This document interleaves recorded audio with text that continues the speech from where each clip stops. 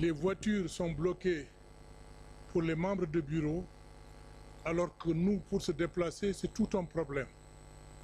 Vous savez que pour moi, chaque matin, pour venir ici, de nous donner logiquement la logistique, il faudra nous dire, moi je suis capable de louer un véhicule et dès que je serai ici, ce véhicule sera à ma disposition. Voilà, donc il faudra vraiment revoir ces gens. On ne peut pas admettre au niveau de la CEDEAO, je ne vois que 3 voitures circuler pour les 3/4 des députés, alors que les autres véhicules sont bloqués pour les membres de bureau. Il faudra revoir cette particularité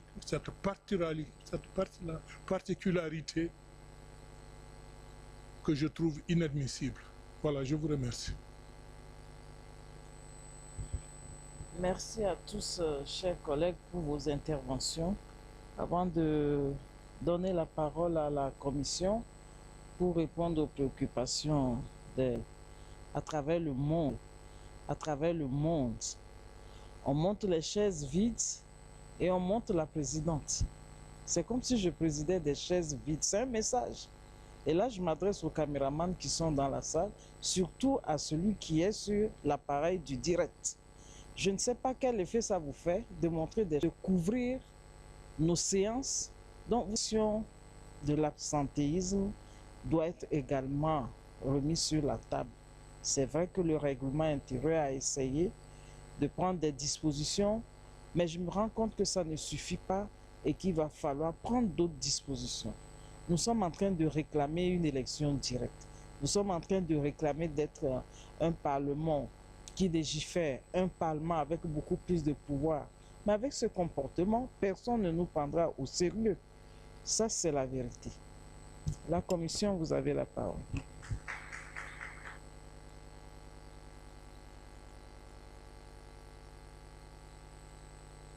All those on the speaker in her intervention, and there are some questions we ask the head of the admin to help us to answer. Has gone very well unhindered, and whenever the chairman is not available, he will call to obtain permission, which is the procedure.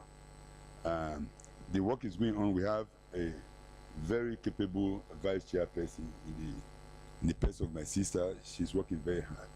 And we have never failed to present a report to this house. We work very hard to ensure that we do the needful. So on that, we are going on under the leadership of Madam Fatma Gay. And we must not forget that on several occasions, the chairman had presented reports. So we are in touch with the chairperson. The balance is 0. We discuss that and make the necessary corrections. On constraints in conference, and the member of parliament said, why didn't we hold sessions? Why was it reported that there were financial constraints in 2026 when we had balances? What happened between December and the time we had the meeting? Only the head of admin could help to answer that question. I'm sure we are in reporting. So we need to ensure that there is compliance with the established financial regulations. So the speaker has answered some of the questions. And the head of admin is here, Madam Njai, and she's very capable. She will help to answer that question. So thank you very much. Je vais un peu rebondir sur la question de M. l'honorable Guy Marius Sagna par rapport à l'absence de mon président de la commission. Comme disait notre camarade Moussa Moussa, dans notre commission, le travail se déroule normalement et nous travaillons dans la collégialité. Mais je vais juste de vous demander quelque chose si possible, parce que depuis que je suis dans la commission en tant que vice-présidente de la commission, je n'ai jamais vu mon président de la commission, que ça soit ici ou ailleurs, pour chaque commission. Donc,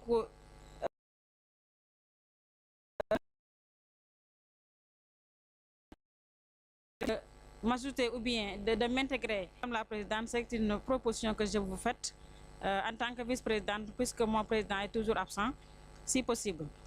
Je remercie aussi nos collègues qui ont pris la parole pour nous poser différentes questions.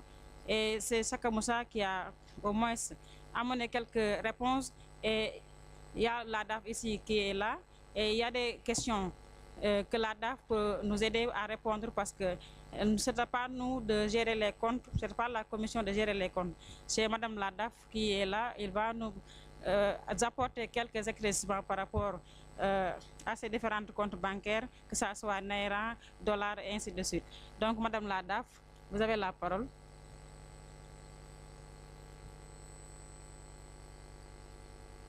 Chers collègues, la parole. Vous avez fini pour les autres questions? Si vous avez fini, si besoin, est-ce que la DAF est là? D'accord. Si la DAF peut nous aider à répondre aux préoccupations, je pense, de l'honorable Soklingbe et Thank you, Madam Speaker. Good morning, and good morning to the honorable members of the Bureau and the honorable members. I will try to respond to the remaining questions, starting with Honorable Sanya, who asked about the movement of the first extraordinary session from Dakar to Abuja and the implications in terms of budgetary allocation or savings. I would just like to draw his attention that the first extraordinary session of the year relates to the 2026 budget, not 2025 budget. So that report or analysis will be in the 2026 report because it relates to a different year. This report that was just presented relates to January to December 2025, and that's the reason why we have not made mention of the first extraordinary session of 2026.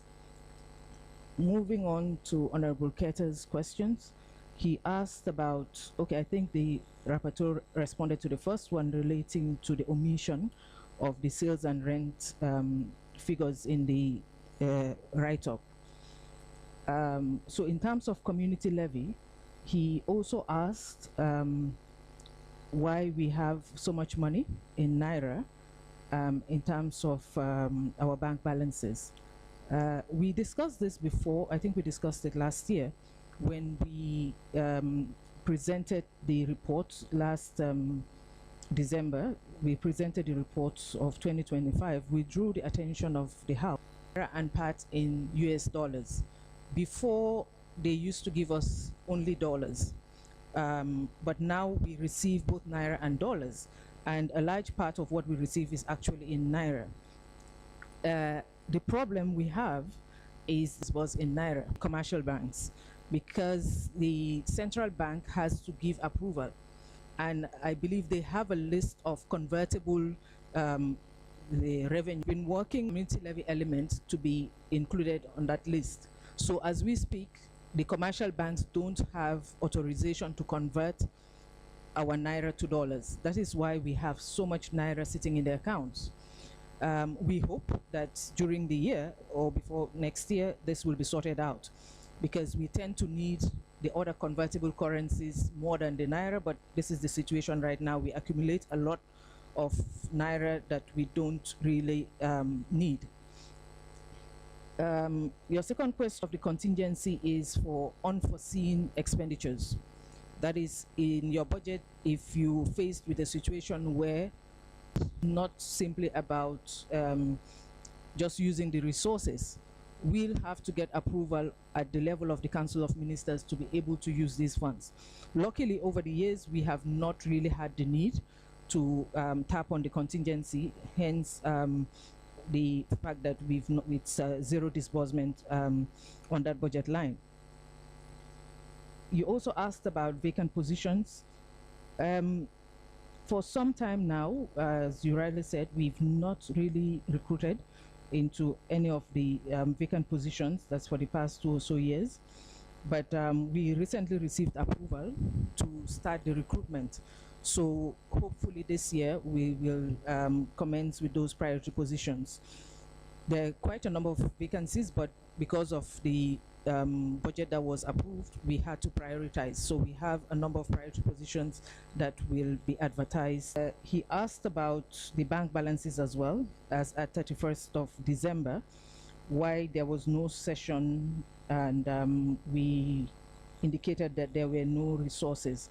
I think maybe you're referring to 2024. It was in 2024 that we did not have the second ordinary session, but in 2025 we had all our sessions as planned. And also, just to again expand on that, the challenge that we tend to have, going back to Nigeria being the highest contributor, or rather the highest, where we get our highest community levy resources, Nigeria tends to disburse most of its community levy receipts in December. Usually even after, just before the AFC or so. So we normally have that challenge because we constrained for most part of the year, and then in December we tend to receive a lot of money towards the end of the year. We've faced that for the past 2 or so years. So you'll see a bank balance at the end of the year being very high, but then if you look at the disbursement list in terms of when we receive funds, you'll see that we receive most of it at the end of the year. You also asked about the AES staff that were disengaged recently. Yes, we did make provision for their terminal benefits because the council decision for their disengagement was taken last year. So at the level of the AFC and council, they ensured that each institution made provision for the disengagement of the AES staff. So they are there. Your mandates question by EcoBank, the Nigerian Senate, and the Zenith Bank, etc. These contributions were received specifically for the 25th anniversary celebrations, but notwithstanding, the Parliament has been working expeditiously to really engage development partners. We have, if I can also just explain that support from development partners is not limited to financial contributions. We have a lot of activities with development partners. We've been having seminars supported by the different partners, GIZ, etc.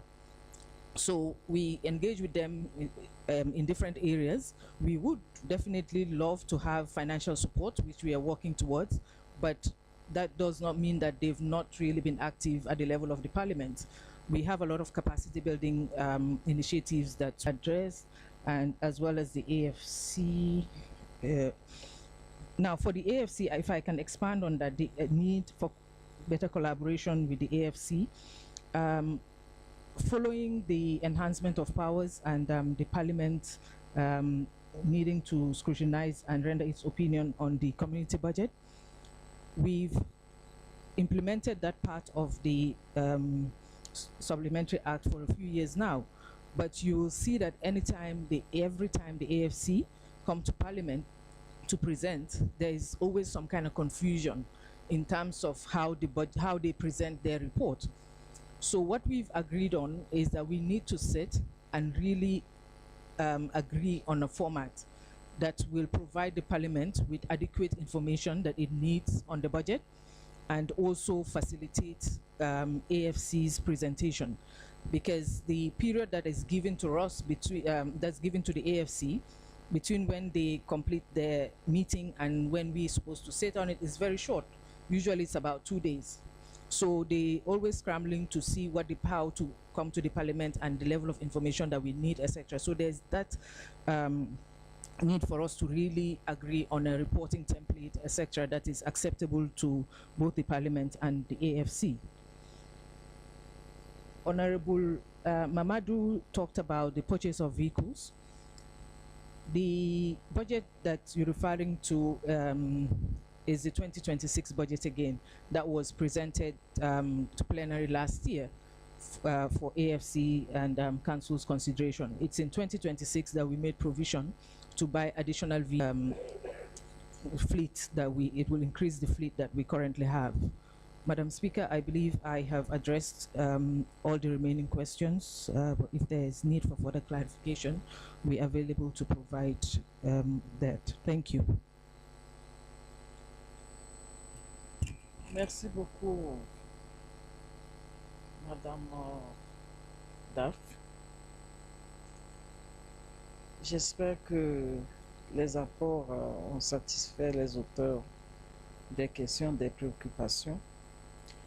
Avant de procéder à l'adoption du rapport, je voudrais demander au secrétariat général d'écrire au chef de délégation auxquels appartiennent les absentéistes chroniques. Lorsque sur 2 semaines de session, on vient que 2 jours, je ne sais pas si on peut dire qu'on est député du Parlement de la CEDEAO. Si des gens sont occupés, ils n'ont qu'à le notifier pour qu'on puisse procéder à leur remplacement. Donc, c'est important.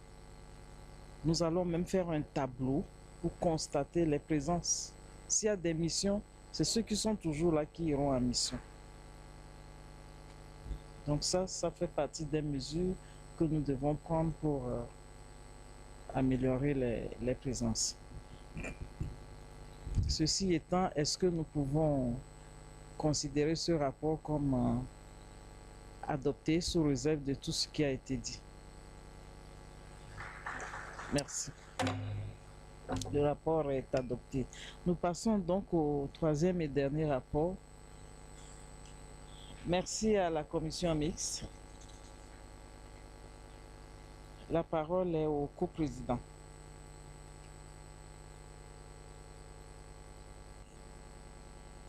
Thank you very much, Madam Speaker. Good afternoon, honorable members. I'm here to report on the meeting of the Joint Committee on Social Affairs, Gender, Women's Empowerment, and Persons with Disabilities, Legal Affairs and Human Rights, Trade, Customs and Free Movement, Political Affairs, Peace, Security, and Africa Peer Mechanism, Review Mechanism. That was held in Freetown, Sierra Leone from the 7th to the 11th April 2026. The committees that were present and the names of the members, we have the Committee on Social Welfare. We have Honorable Veronica Sise, my very self, from Sierra Leone, Honorable Fatou Yebe from Guinea, Honorable Moema Briggs Mensa from Liberia, Memuna Sise from the Gambia.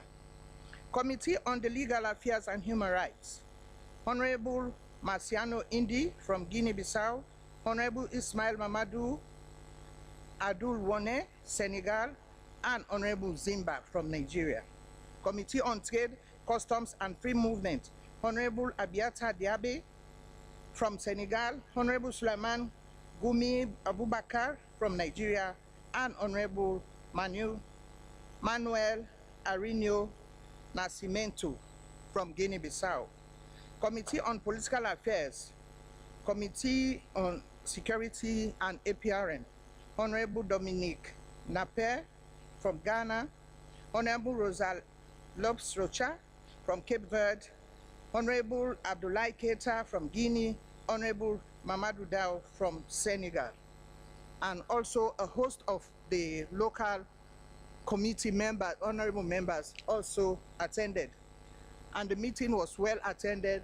I think you have to look attended by both the National Parliament and the ECOWAS Parliament.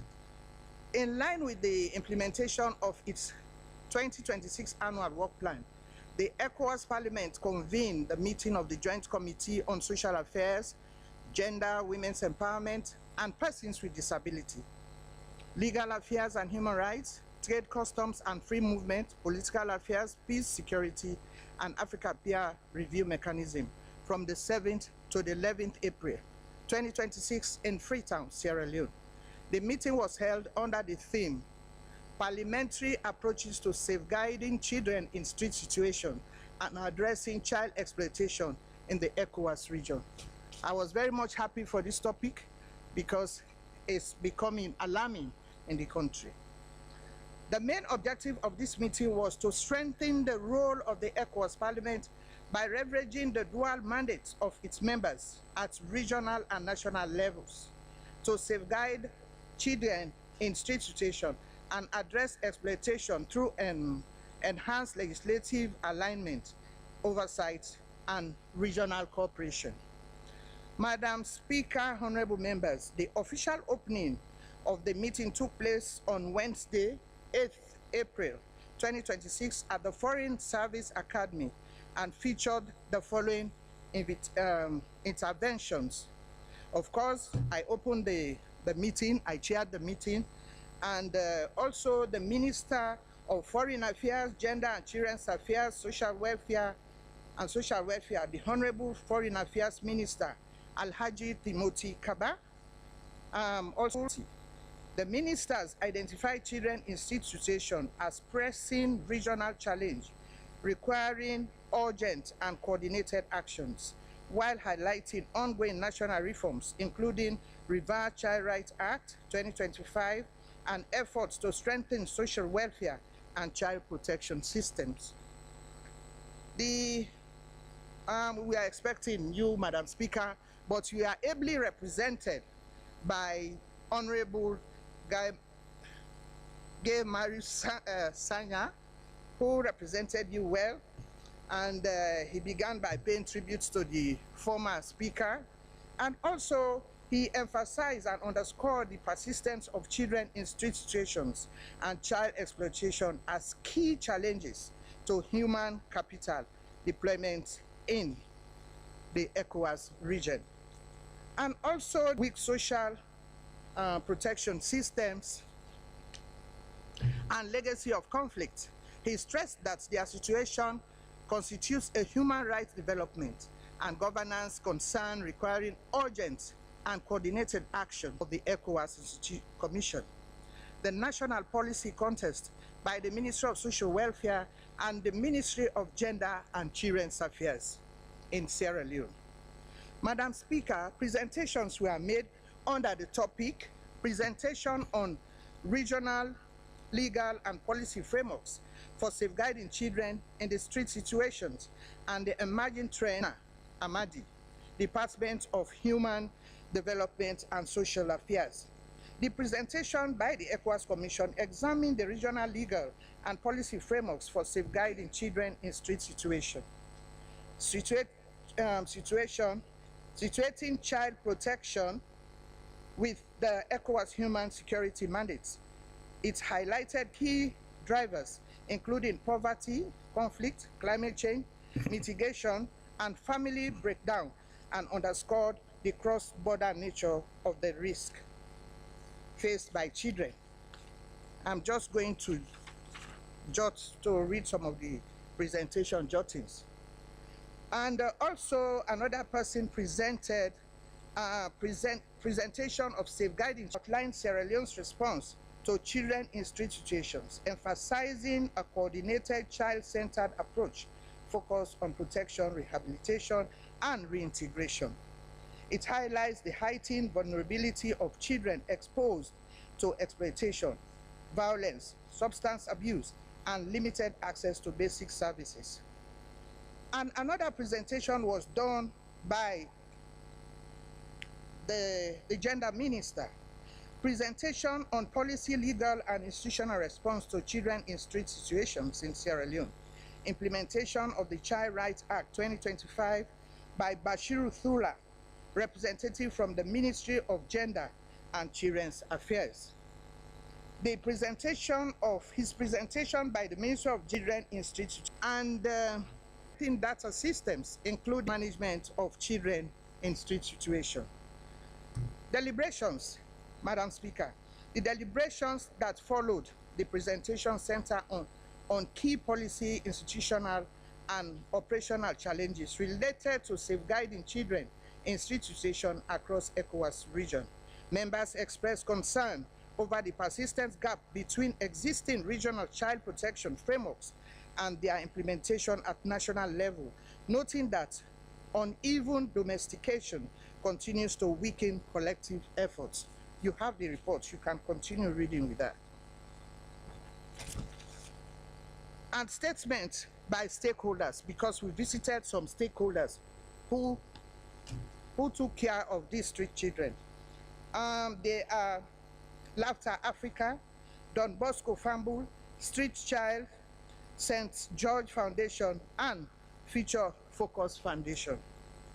The hearing was designated to provide a platform for direct engagement between honorable members and frontline stakeholders with a focus on practical realities relating to protection gaps, service delivery challenges, and community level responses. Madam Speaker, honorable members, we had exchange interactions. The session subsequently transitioned into an interactive exchange during which honorable members raised a number of pertinent issues and sought clarifications from stakeholders. The discussions reflected both the content of the presentation and broader parliamentary concerns regarding the effectiveness, coherence, and sustainability of. You continue with the information. You have the. Then also, we had a field visit. We visited the African Laughter Mobile Unit. The Joint Committee undertook a field visit to the Laughter African Mobile Center, which objective of engaging directly with children in street situations, gaining first-hand insights into their life experience, and reaffirming its commitment to their welfare and protection. The delegation was received by James Tile, Executive Director of Laughter Africa, in sustain. We went to Don Bosco. Don Bosco Fambul is one of the biggest organizations that caters for the street children. The Joint Committee also conducted a engage with children undergoing rehabilitation from street situations and to gain deeper insights into the scope and impact of the organization. Who welcomed members of the Joint Committee before children under his care. He delivered dance performances for the delegation, demonstrating their diverse talents. Then delivered thematic interventions. The presentations outlined several core projects currently being implemented by Don Bosco. Then the organizations that are under Don Bosco were the Girl Shelter Plus, the Girl Shelter, the Child Care Center, the Group Home, Don Bosco Hospital, the Psychosocial Programs, and the Research Center. The delegations engaged themselves in going around to see these various places. Recommendation, Madam Speaker. We made the following recommendations to Parliament, the ECOWAS member states. First of all, we are going to start with the states. The recommendations goes like adopt and operationalize national strategies on children in street situations aligned with UN General Comment number 12 with clear targets, timelines, and dedicated budgetary allocations. Strengthen implementation of existing legal frameworks, including child rights legislation, through improved enforcement, capacity building of frontline actors, and strengthen accountability mechanism. And also to establish and resource child protection system that are child-centered, trauma-informed, inclusive and flexible, accessible to mobile and underdocumented children. We also made recommendation to the Commission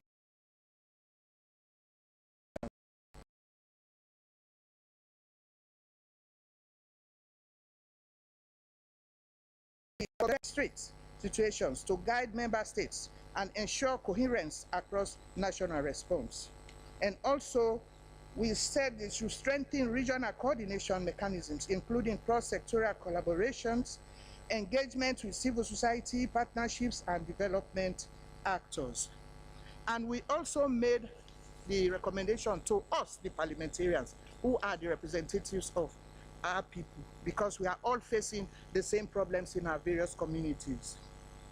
That we adopt a resolution on children in street situations, urging member states to align national policies with international standards, strengthen implementation of child protection frameworks, ensure adequate and sustainable financing of intervention, strengthen parliamentary oversight of child protection systems, implementation of regional and national policies, budgetary allocations for vulnerable children.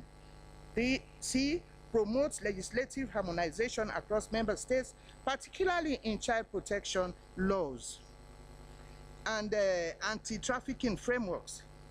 The discriminalization of survival behaviors, institutionalized engagements with civil society and children, including regular stakeholder hearings, inclusion of grassroots organizations in policy processes, mechanisms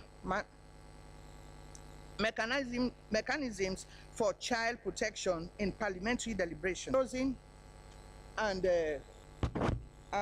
the presiding officer, that was me, and the co-chair, Honorable Amadi Adabi, we thanked the members who were present, and we gave the courtesy message from the Speaker of the ECOWAS Parliament, and that was it. We ended, it was done on the 11th of April, 2026. Thank you very much.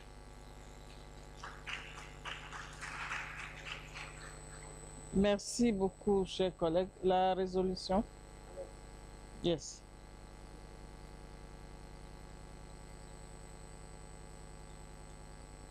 Continue a correction by inserting an omission on page 3, paragraph 4, where one of the committees was committed in capturing the number of committees, joint committees that were involved in the meeting. Madam Chair, having done that, I go on to the resolution. ECOWAS Parliament resolution on the protection of street children. 2026, mindful of Article 13 of the revised treaty establishing the ECOWAS Parliament, and mindful of Article 4 of the said treaty relating to the recognition, promotion, and supplementary acts relating to the enforcement of powers of ECOWAS Parliament, particularly Article 7D relating to the powers of Parliament, which provides that Parliament may take up any matter of concern to the community and make recommendations addressed to the institutions and organs of the community. And mindful of the above-mentioned supplementary acts, particularly Article 15 thereof, which empowers Parliament to adopt relations in the exercise of its mandate, and mindful of supplementary act adopting the 2019 ECOWAS Child Policy, as well as its associated strategy framework 2017, strengthening national authorities to prevent violence, exploitation, and abuse against children in West Africa, and mindful of Africa Charter on the Rights and Welfare of the Child, adopted in 1990 and entered into force in 1999, and mindful of the United Nations General Comment number 21, adopted by the Committee of the Rights of the Child in 2017, providing guidance to states on addressing the rights, protection, and needs of children in street situations. Considering that street children are particularly exposed to violence, economic and social exploitation, as well as human trafficking, recognizing the central role of national parliaments as well as the ECOWAS Parliament in the development, harmonization, and monitoring of child protection policies, convinced that the protection of children is an essential condition for sustainable development. Joint Committee on Rights, Trade, Customs, and Free Movement, and Political Affairs, Peace, Security, and APRM, held from 7th to 11th in the protection of its sitting A, adopt 21, comment number 21, with clearly defined objectives, specific timelines, and dedicated budget allocations. B, strengthen the implementation of existing legal frameworks, particularly legislation relating to children's rights, through effective application, capacity building for frontline workers, the improvement of accountability mechanisms. C, ensure that still children have access to basic services, including free and inclusive education, access, registration and identity documents, child friends with priority given to vulnerable households, including single-parent families, in order to address root causes such as poverty and family breakdown. E, strengthen prevention strategies, particularly through community child protection mechanisms, parent support and social services, public awareness and anti-discrimination campaigns. Article 2 calls on the ECOWAS Commission to A, develop a harmonized regional framework specifically addressing the issue of street children in order to guide member states and ensure consistency in national responses. B, strengthen regional coordination mechanisms, particularly through cross-cutting collaboration, structured dialogue with civil society, partnership with development stakeholders. C, implement and expand regional data system, including the ECOWAS Child Rights Information Management System, to support evidence-based policymaking and strengthen accountability. D, promote cross-border child protection mechanisms, including orientation systems, protocols for safe and voluntary repatriation, data sharing among member states. And E, to support capacity building initiatives for member states, particularly in the following areas: child protection systems, child-friendly justice system, training of law enforcement services. Madam Speaker, Article 3 mandates each speaker to submit this resolution as well as the report of the Joint Committee to the President of the Commission for onward transmission to the Chairman of Council of Ministers, dated at Abuja on 14th May 2026. I so submit. Thank you, Madam Speaker. Merci, chers collègues. La parole est à la plénière sur le rapport. Y a-t-il des observations sur le rapport? Honorable Diomandé.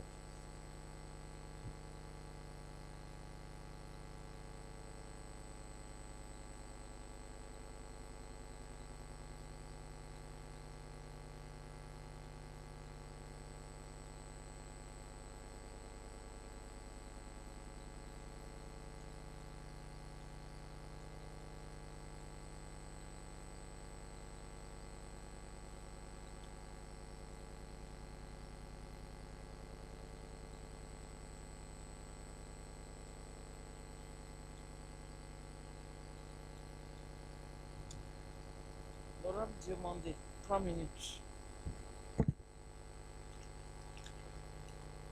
Merci, Madame la Présidente. Madame la Présidente, j'ai beaucoup lu ce document. Je voulais poser deux peut-être questions. Savoir que, d'abord, je félicite la Commission. Ils nous ont parlé des enfants de la rue. Bon, comme moi, j'ai un peu travaillé sur ça pendant 5 ans, à sortir d'une thèse, je voulais savoir, y a-t-il une différence chez vous entre les enfants de la rue et les enfants dans la rue? Parce que c'est une connotation qu'il faut un peu voir et puis faire la différence. Et ma deuxième question, je suis convaincu d'une chose. Quand l'État s'y met, le phénomène diminue.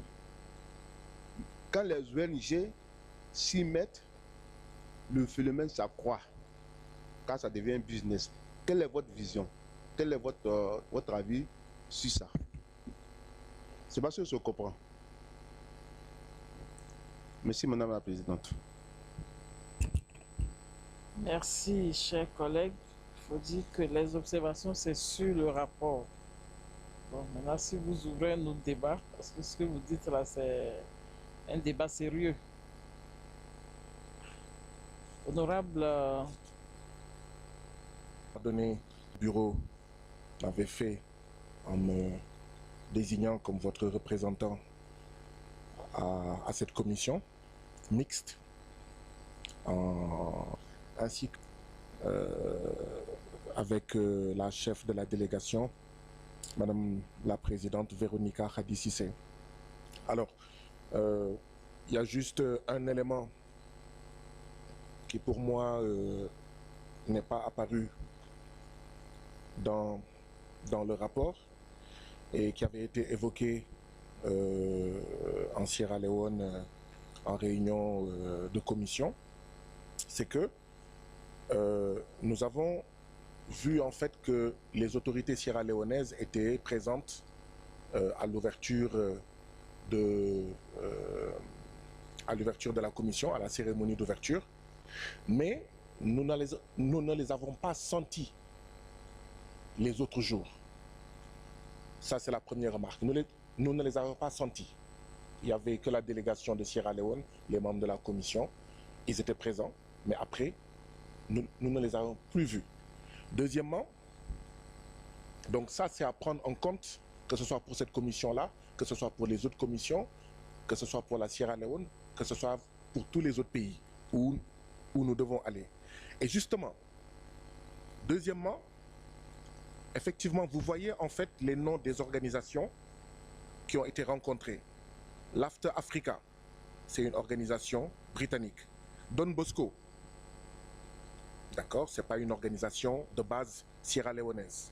Street Child, c'est une organisation d'origine britannique. St. George Foundation, c'est une organisation de droit anglais. Future Focus Foundation, c'est une organisation sierra-léonaise.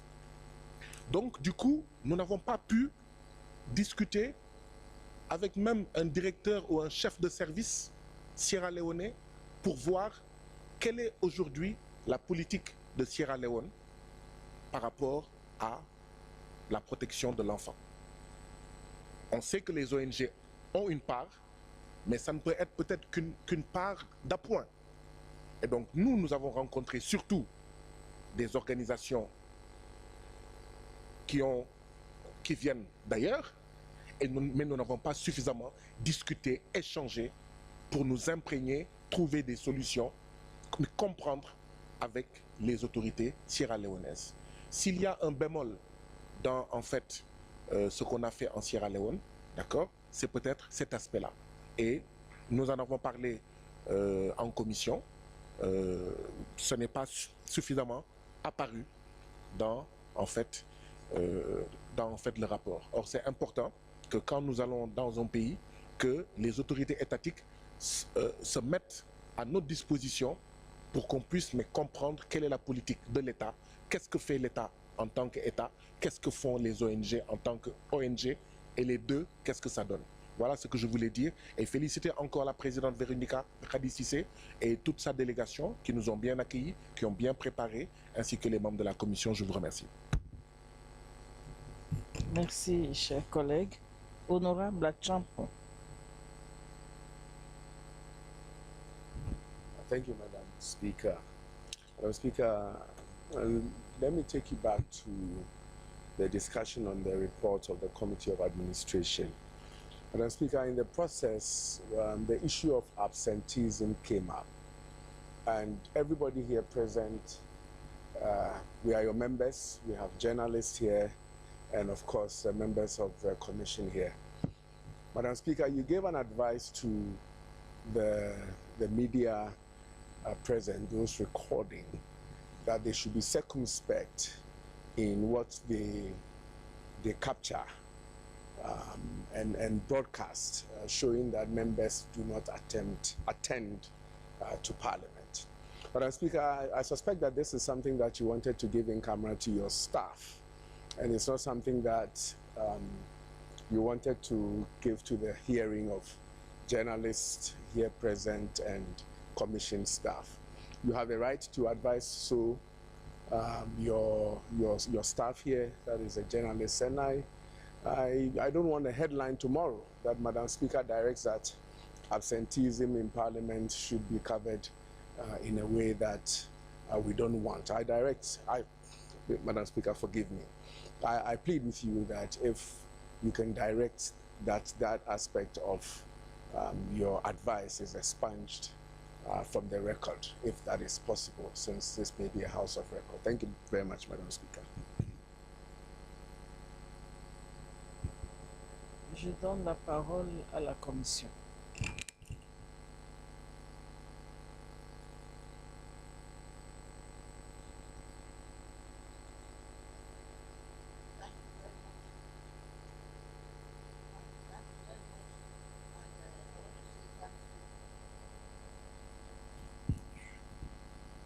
Thank you. Thank you very much. And I want to say thanks for those who commended us for the good work. And I know we did justice to what we were there for. And let me first go to Honorable Gay.